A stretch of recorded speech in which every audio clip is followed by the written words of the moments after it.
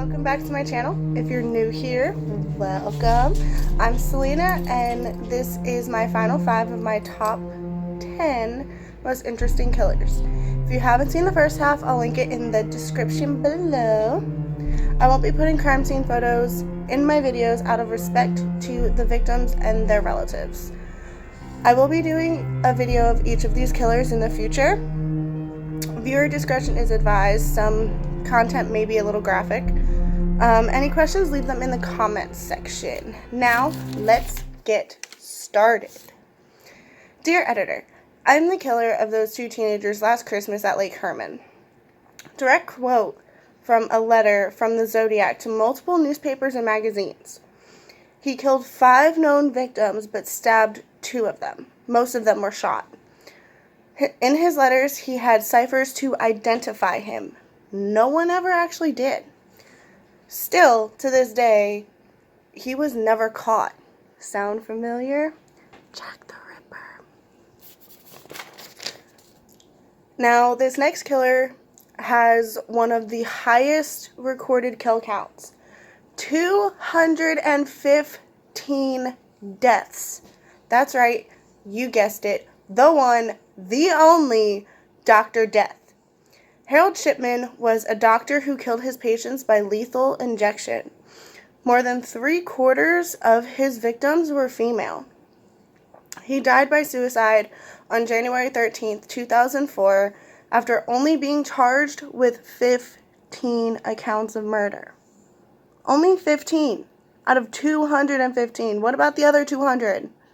Do they not get justice? I don't know. Now, this next monster confessed to killing over 350 young girls in Peru, Colombia, and Ecuador. That's over 100 more than Dr. Death. At first, the police didn't believe Pedro Lopez because of how high the kill count was, so I guess they were just thought he was exaggerating.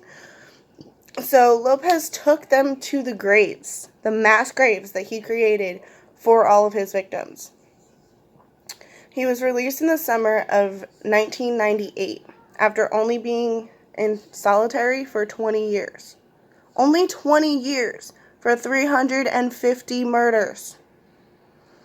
His whereabouts are unknown. Maybe, I guess, when he was released, people found out who he was and what he did, and maybe they found him and killed him, maybe tortured him. Who knows? We could only hope. Dennis Nelson was a very demented and lonely person. He killed 15 young men. That's only 2 less than Jeffrey Dahmer. Now, I personally believe Nelson was a bit more demented than Dahmer. Let me explain. Nelson would dig up the remains of his victims out of his floorboards and put them in chairs on the couch. He would make them dinner. He would watch movies with them, have conversations with them, as if they were still alive. He was sentenced to life in prison without the possibility of parole for at least 25 years. He died in prison in 2018.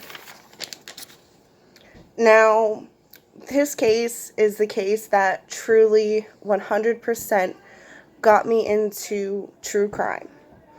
This is the case of Gypsy Blanchard.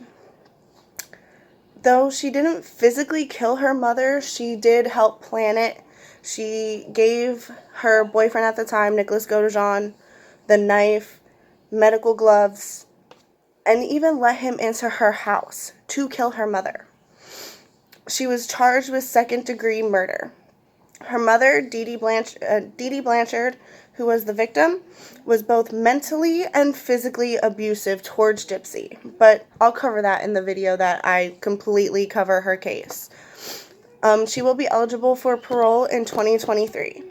Well, that's it for my top 10. Tune in next time, and never forget, when it comes to serial killers, you could be next. Bye, y'all.